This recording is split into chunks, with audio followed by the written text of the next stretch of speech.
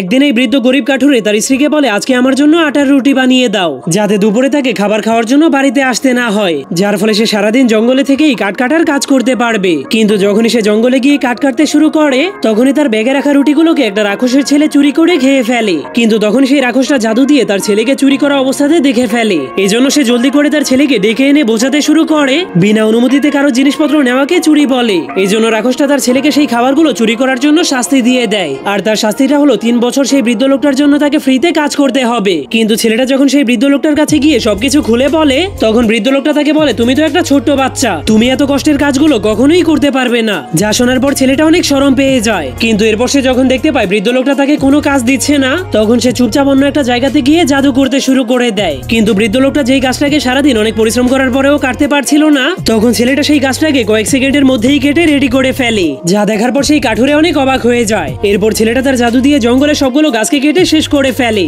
কিন্তু কাঠুরে এতগুলো গাছ দেখে অনেক ভয় পেয়ে গিয়েছিল, কারণ সে ভাবছিল সে 50টা গরুর গাড়ি আনলেও এতগুলো কাঠকে এখান থেকে নিয়ে যেতে পারবে না। কিন্তু তখনই ছেলেটা একাই সবগুলো কাঠকে নিজের ঘাড়ে তুলে নেয়। এরপর বৃদ্ধ লোকটাকেও সেই কাঠগুলোর উপরে উঠিয়ে সবগুলো কাঠকে বাজারে নিয়ে বিক্রি করে দেয়, যার ফলে বৃদ্ধ লোকটা সেই কাঠগুলো বিক্রি করে অনেকগুলো টাকা পেয়ে যায়। তো বন্ধুরা, পরের পর্বে বৃদ্ধ লোকটার সাথে কি হবে তা দেখতে চাইলে ভিডিওটাকে লাইক করে রাখুন।